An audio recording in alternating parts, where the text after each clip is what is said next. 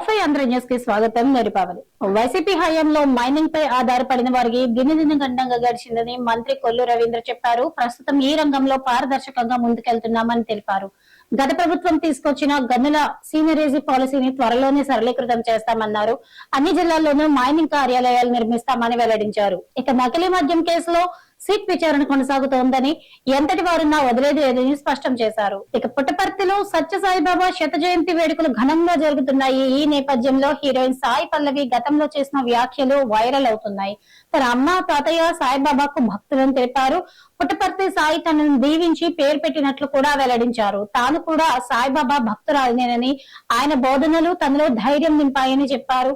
ప్రశాంతత, క్రమశిక్షణ, జ్ఞానం వంటివి ఆయన నుంచి నేర్చుకున్నట్లు పేర్కొన్నారు. ఎన్కౌంటర్ చేయాలన్న నిర్మాత సి కళ్యాణ్ వ్యాఖ్యలను ఆయబొమ్మ రవి తండ్రి అప్పారావు తప్పుపట్టారు. ఆయనను ఎన్కౌంటర్ చేస్తే ఆ బాధ ఏంటో తెలుస్తుంది. సినిమాల విషయం ఉంటే జనం ఖచ్చితంగా చూస్తారు. నేను 45 పైసలతో సినిమా చూసా. ఇప్పుడు రేట్లు పెరిగాయి. కోట్ల రూపాయలు ఖర్చు పెట్టి సినిమా ఎవడు తీయమన్నాడు?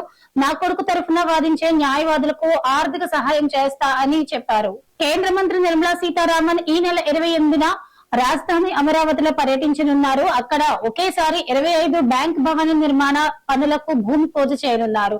ప్రభుత్వ, ప్రైవేట్ రంగ బ్యాంకులు అక్కడ ఏర్పాటు కానున్నాయి. ఇప్పటికే సిఆర్డీఏ బ్యాంకులకు అవసరమైన భూములను కేటాయించింది. బ్యాంకుల ఏర్పాటుతో రాజధానిలో ఆర్థిక కార్యకలాపాలు వేగం కానున్నాయి. దక్షిణ అండమాన్ సముద్రంలో ఏర్పడిన అల్పపీడనం వాయుగుండంగా బలపడే సూచనలు కనిపిస్తుండటంతో రాష్ట్రానికి మరో తుఫాను ముప్పు పొంచి ఉంది. ఈ నేపథ్యంలో వరి కోతలు ముమ్మరంగా సాగుతుండగా భారీ వర్షాలు పడితే పంట దెబ్బతినే ప్రమాదం ఉందని రైతులు ఆందోళన చెందుతున్నారు. పత్తి, మిర్చి తోటలు, రబీ పంటలకు కూడా నష్టం కలిగే అవకాశం ఉంది.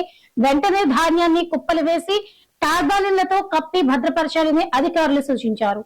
ఇది వాళ్ళ టాప్ 5 ఆంధ్ర న్యూస్. రేపటి టాప్ 5 ఆంధ్ర న్యూస్ లో మళ్ళీ కలుద్దాం.